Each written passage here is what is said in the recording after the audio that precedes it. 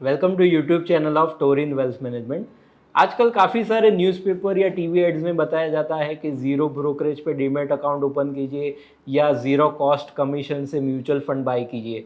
तो आज का टॉपिक हमारा यही है कि क्या एक्चुअल में आपको फाइनेंशियल एडवाइज़र की ज़रूरत नहीं है, इसके ऊपर ही आज डिस्कशन करेंगे।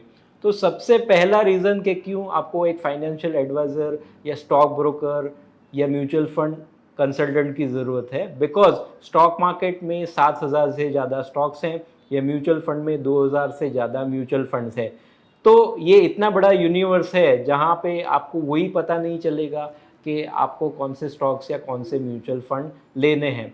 तो एक फाइनेंशियल कंसल्टेंट या एडवाइज़र का रोल यही होता है कि आपके प्रोफाइल को प्रॉपर एनालिसिस करके आपको गाइडेंस दे पाए कि आपको कौन से स्टॉक्स या आपको कौन से म्यूचुअल फंड लेने चाहिए, क्योंकि मोबाइल ऐप में आपको वही दिखाया या जाएगा जहाँ पे पास्ट में बहुत अच्छे रिटर्न बने हुए हैं। ये ज़रा भी ज़रूरी नहीं है कि पास्ट में कोई स्टॉक्स ने 5x 10x रिटर्न दिया या किसी म्यूचुअल फंड ने 20-30% रिटर्न दिया तो आने वाले टाइम में भी वो रिटर्न कंटिन्यू रहेगा। काफ़ी सारे इन्वेस्टर यही गलती कर देते हैं कि चलो ये म्यूचुअल फंड ने पिछले 3 सालों में 25-30% का रिटर्न दिया है तो मैं ये म्यूचुअल फंड या ये स्टॉक में ले लेता हूँ, क्योंकि बैर मिनिमम 15 से 20% रिटर्न तो आ ही जाएगा। लेकिन उससे उल्टा भी हो सकता है, स्टॉक या म्यूचुअल फंड नेगेटिव रिटर्न भी दे सकते हैं। तो इसी वजह से कहाँ पे नहीं जाना है वो डिसाइड करना बहुत ही इम्पोर्टेंट है और वही एक एडवाइज़र का रोल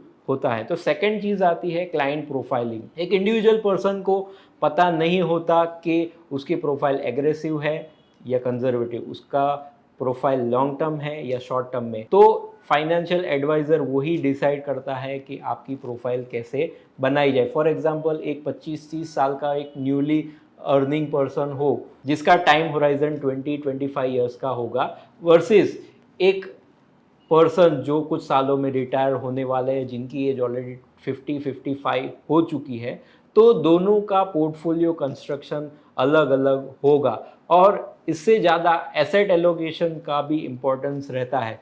एसेट एलोकेशन मतलब कुछ पैसा लॉन्ग टर्म के लिए स्टॉक मार्केट में रखना चाहिए, कुछ शॉर्ट टर्म में रिक्वायरमेंट है तो वहाँ पे डेट इन्वेस्टमेंट होना चाहिए। अगर कहीं पे गोल्ड में इन्वेस्टमेंट की रिक्वायरमेंट आती है या रियल एस्टेट बाय करना है तो प्रॉपर एसेट एलोकेशन करना ज़रूरी है। नहीं तो कई बार क्या होता है कि काफ़ी सारा पैसा रियल एस्टेट या गोल्ड में इन्वेस्टेड होता है जो एक इन्वेस्टर को भी पता नहीं होता।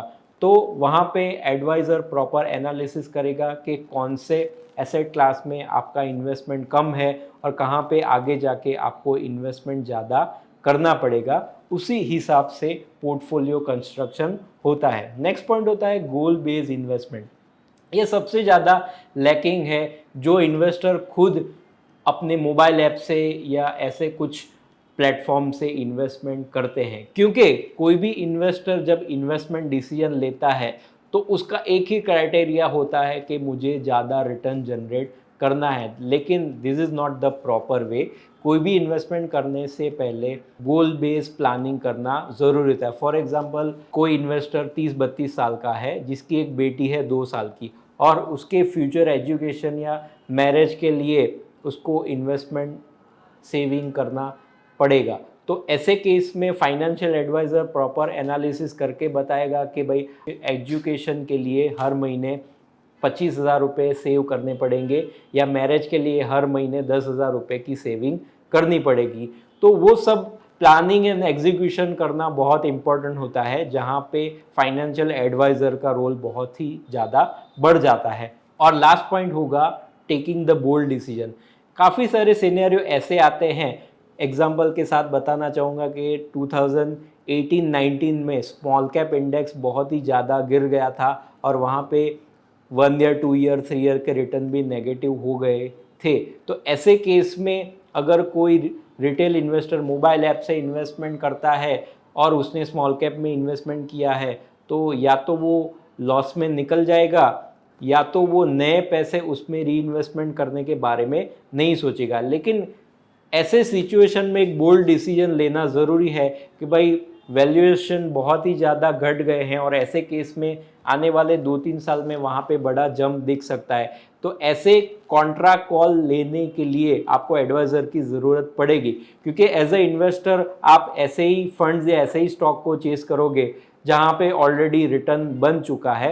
लेकिन अगर आप बोल्ड डिसीजन लेके वैल्यू बाइंग करोगे तो ही आपको एक्स्ट्राऑर्डिनरी वेल्थ क्रिएट कर पाओगे। तो ऐसे बोल्ड डिसीजन लेने के लिए फाइनेंशियल एडवाइजर की ज़रूरत पड़ती है।